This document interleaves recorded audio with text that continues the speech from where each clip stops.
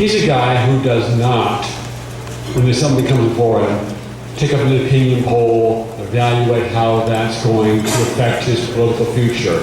He jumps into it. One of his first causes was when the Department of Public Services unfairly and wrongly took away a child from their parents because the parents wanted to have a second opinion before surgery was performed on their child. He jumped into that and made a difference for that family. Did the same thing when he ran for assembly, ran for governor, ran for U.S. Congress, and that was one of the most disappointing results of the June election was that he didn't make it on to the second round, in part because Charlie Munger of the Republican Party of California gave money to the Democrat to help her get into second place rather than Tim Donnelly. So now we're going to have basically a fairly rhino Republican Congressman, Paul Cook, who voted for the Ryan Pelosi budget and all sorts of other things, will be the congressman instead of a great patriot and a fighter. The other thing that Tim does is an office holder is not just go up and vote. He sees his role as motivating the citizens to get involved. And with that, I'm warned there's going to be a radical speech here tonight, so buckle your seatbelts. Tim Donnelly.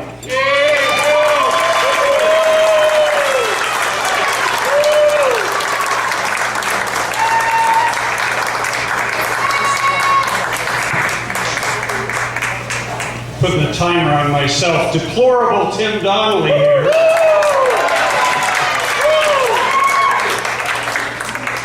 You know, when Gregory asked me to give this speech, a million things came to my mind. And the simplest question of why we fight is very simple. If you just take a cursory read of our nation's founding documents, starting with the Declaration of Independence, it lays out the purpose of government. You know what it is. It's to safeguard our natural, inalienable, God-given rights. And you have to be living in a cave or have your head buried under a rock to not know that the government's become the greatest threat to those very rights and liberties. So why do we fight? It's very simple. It's for life. And when I say for life, I'm not just talking about those that are imperiled in a woman's womb. I'm talking about your life. How many of you here have traveled on the 91 freeway? So every one of you could have been a potential victim of Syed Farouk.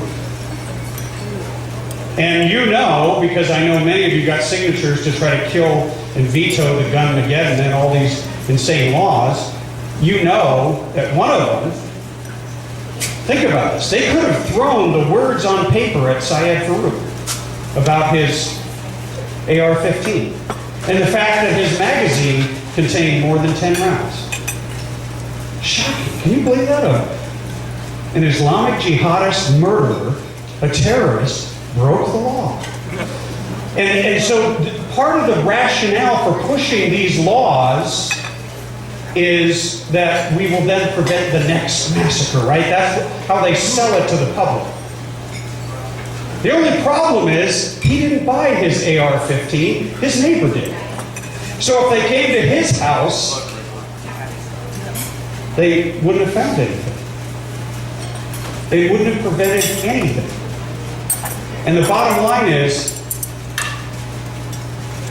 if you're paying attention after San Bernardino, the government not only cannot protect you,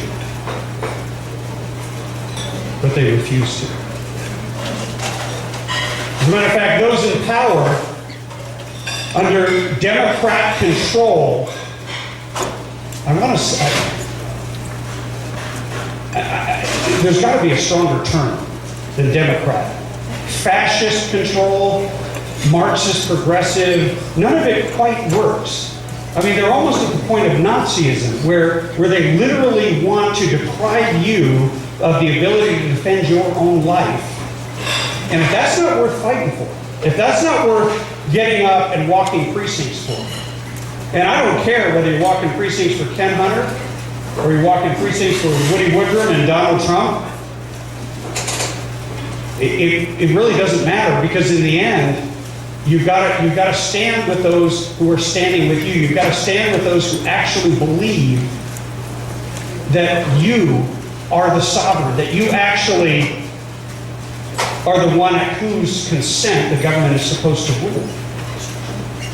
And see, most people have given up on California. Most people think it's a lost cause. And I want to give you just a little bit of hope.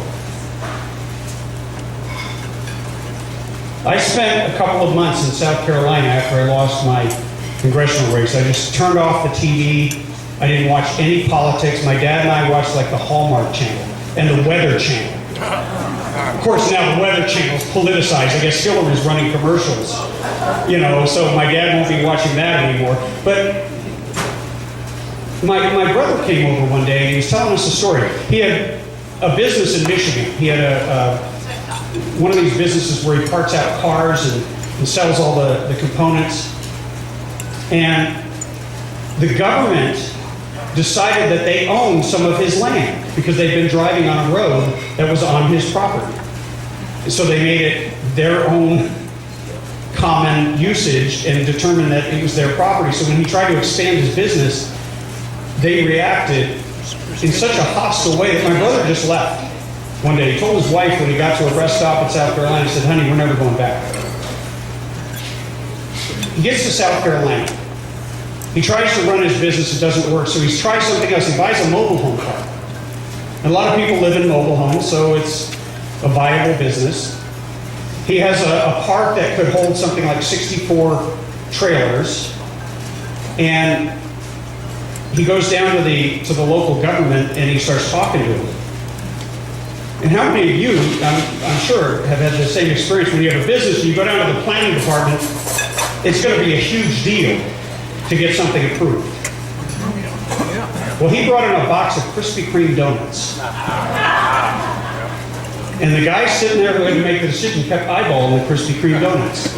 I guess it was a good fit.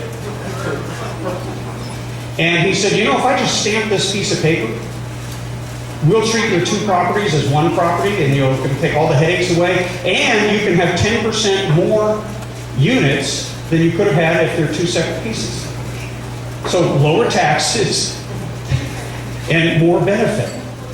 So my brother said, "Why don't you just stamp it?" And you know what happened? He just stamped it. Now I say it that way because in California that would never happen. In California it would be, "Excuse me, sir, but we have this committee that it has to go through. And by the way, before you get to that committee, it's $750. But that's only if you've already jumped this hurdle and that hurdle and this hurdle. And by the way, your skin's the wrong color, so I'm sorry, we can't even help you." It's ludicrous. Oh, by the way, you didn't bribe the right city councilor. By the way, you didn't support the election campaign of so-and-so. And we watch our liberties be trampled, our ability to pursue happiness, to literally do that which we have chosen to do, that which we're doing with our own resources. And in California, most people think it's a lost cause. See, I don't think so. And I'm going to tell you, I was talking to John Barry earlier, and John told me that the people that are volunteering in this election season, maybe it's the Trump effect. Maybe it's the fact that the media has made it so crystal clear that they are the fourth column or the fifth estate or whatever you want to call them, but they're basically an extension of the Hillary Clinton campaign. And what they don't understand is there's an awful lot of people who are just sick and tired And you know what's funny? They're not very political. So when you knock at their door and you say, hey, I'm here on behalf of Donald Trump, I'm here on behalf of anybody but Hillary, you don't even have to like Donald Trump, you just have to love freedom. And a lot of people ask me, and I'm not going to go into a big long dissertation, I'll leave that to Woody to do. But somebody asked me, how could you support Donald Trump? And I said, because he's not Hillary Clinton. And do you think he'll do everything he says he's going to do? And I go, I hope not. See, we need to get back to a mentality of having the government do that which is enumerated in the Constitution. How about we just secure the border and do nothing else for 10 years?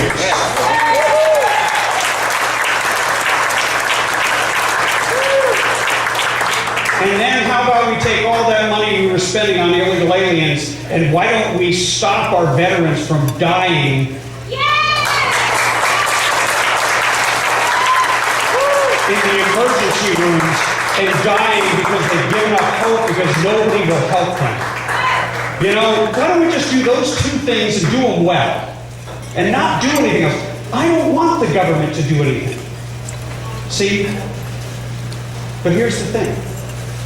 And this is when it comes to the part that Greg's going to yell at me if I don't say it. But here's the thing. Ken Hunter, Donald Trump, and anyone else who's running can't elect themselves. They need your help. It's your job. As a patriot, it's your duty. If you want to have a say-so, if you want to complain, if you want to gripe, the fact you're here tonight is a good sign. And by the way, give yourselves a round of applause for being here. I don't think I've ever had to fight as hard to find a parking spot as I did tonight. And I know that's because we have the Trump representative here and a lot of other fine people. But look, when I ran for office the first time, I had a dozen people who helped me walk door to door. Every one of you can do something. Maybe you're able to walk door to door. Maybe you can set aside a Saturday morning or a Saturday afternoon. If you can't, maybe you can phone bank. See, that's money in the bank to a campaign. When you call somebody across town and say, look, I'm your neighbor and I'm voting for Donald Trump, I'm voting for Ken Hunter, I'm voting for whomever, and I need your support. That's critical, that's crucial. Because that's neighbors talking to neighbors. That's not some political pundit. And by the way, when we walked door to door, and when we phone banked, and when we sent one little teeny tiny postcard so small you almost missed it. But a lot of people used it for a bookmark in their little ballot pamphlet, thankfully. I won by a single vote for precinct. One.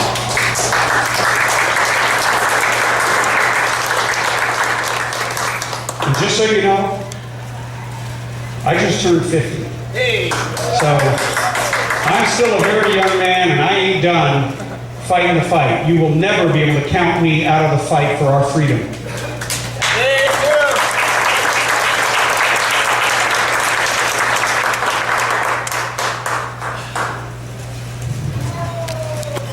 And I literally have 30 seconds left, and in that 30 seconds I'm just going to tell you. You've got to do everything you can do. Because the fight is right now. The fight is right here, right now. You know, the Revolutionary Army under George Washington didn't get to pick. They didn't get to take Christmas off. You remember that Christmas where they didn't have any shoes and they only had about 9 rounds apiece.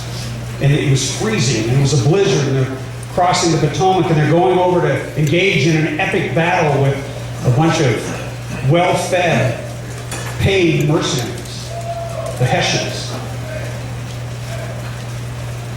That was the turning point. And you know, it was their spirit. It was that undying spirit, no matter what the odds are. And I know that people think there's no hope for California. I don't believe that. I believe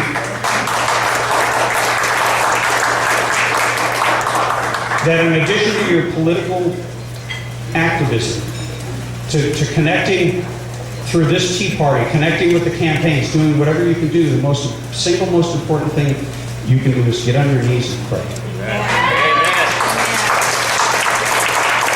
Because we need a spiritual revival and a political revolution in 2016.